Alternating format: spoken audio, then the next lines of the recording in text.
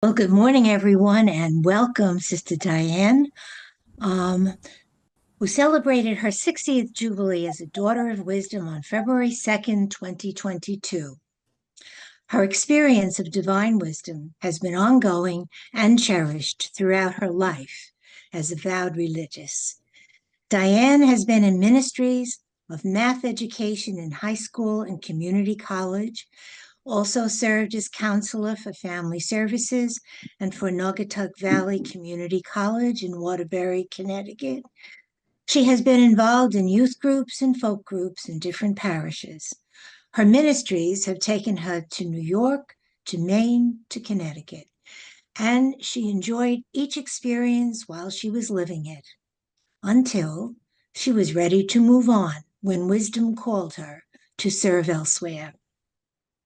Retired now from active ministry, Sister Diane volunteers in hospice, using her lifelong skills as well as her training in energy healing to comfort the patients she visits weekly. She also organizes the DW Sojourners annual gathering. Diane's greatest joy is helping spread wisdom spirituality. She does this as a team member with Associates of Wisdom for creating material for wisdom circles, prayer groups, and being a frequent presenter here on Wisdom Conversations. Sister Diane also writes reflections for the Fire in Our Hearts website. And so that is all why we welcome you this morning, Diane. Thank you.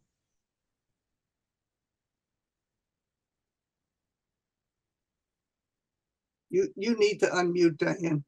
Yeah, I just did. Thank you. Thanks, Anne. Yeah. It's good to be here today, and actually the sun is coming out, and we had a storm of thunder showers this morning, so it's really cool. Okay, today's topic is a kingdom of reciprocity.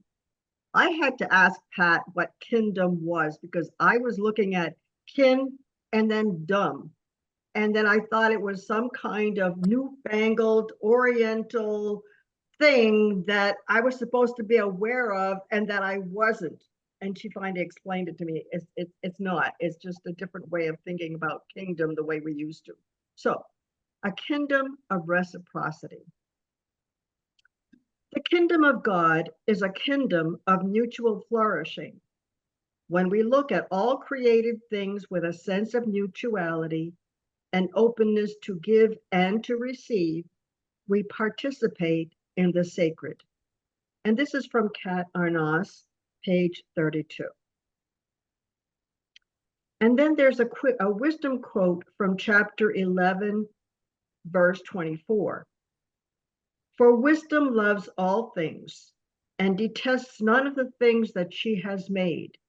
For wisdom would not have formed anything if she had hated it. And from Genesis, wisdom God created the world and saw that it was good. It had to be good because wisdom God is total love energy and created the world out of that love energy. That love is at the core of each creature, according to the realm of each species, animate and inanimate alike. Wisdom God's holy love energy creates us, and thus we are all one in kinship, God imbuing us with a love and ability to love that connects us all as one.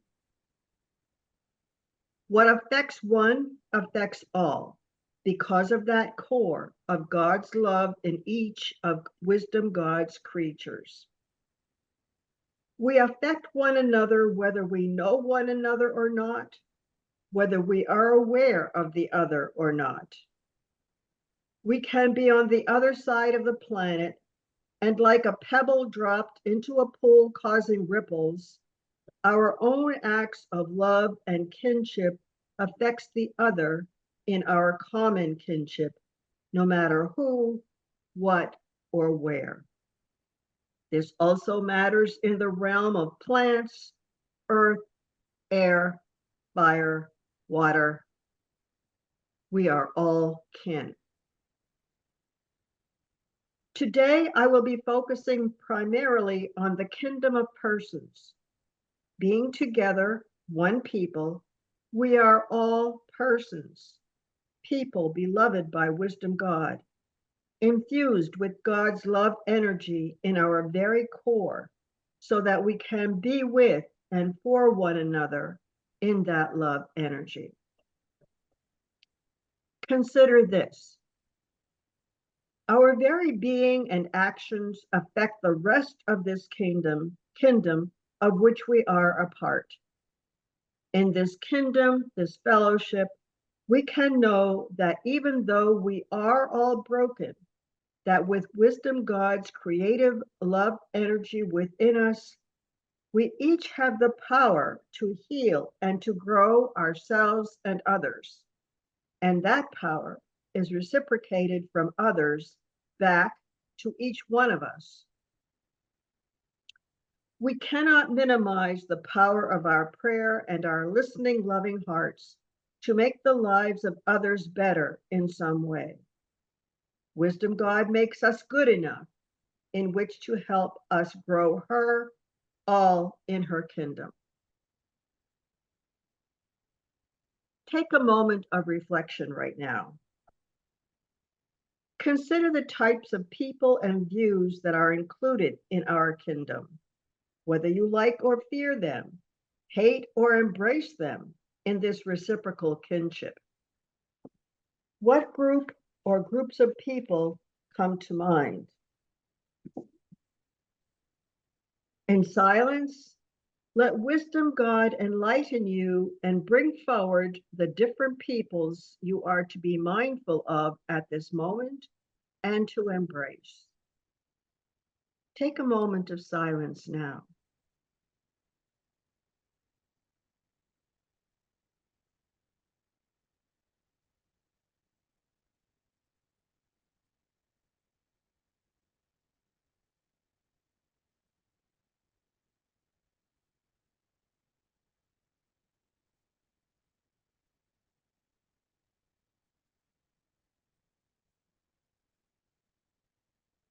And come back.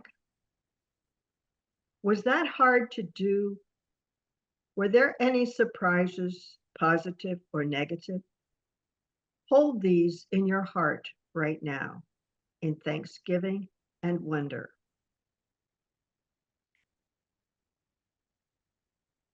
Now let's look a bit at how this kinship that wisdom God has created is not just a you and me God experience. I know that a personal relationship with God is so important, but it is not to forget that we are in God's kingdom together for a reason. The following story has several variations. You will probably recognize it. There was a man who had a personal relationship with his God. He valued the gift of his faith and counted on it daily, knowing that God would always take care of him. One day, there was a flood. A warning of flooding had come through his neighborhood earlier, telling the residents to evacuate. The man decided to stay in his house, saying, "I believe in God. God will take care of me." The flood came and water came to his door. A neighbor went by in a truck and invited him to come with them to get away from the rising water and to be safe. "I believe God will take care of me," he said. So they went to higher ground and he stayed behind.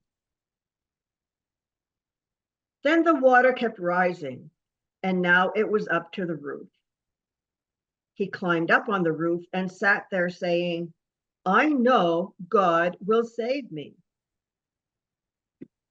A rescue team came by in a boat and told him to climb in.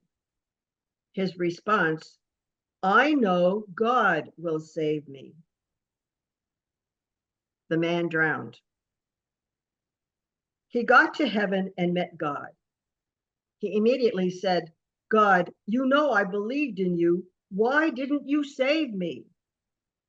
And God said, I sent you someone from my kingdom at 3 different times. Truly, all creation is wisdom God's gift to us all in our kingdom together for a reason. Pope Francis says in Laudate Deum number 25, we are part of nature, included in it, and thus in constant interaction with it. And thus we do not look at the world from without, but from within. We are all one kingdom after all.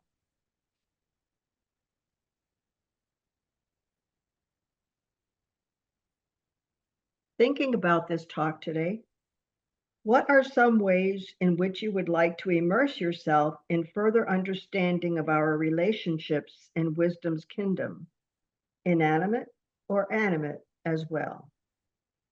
And also, in what ways has wisdom God's reciprocal kingdom surprised you?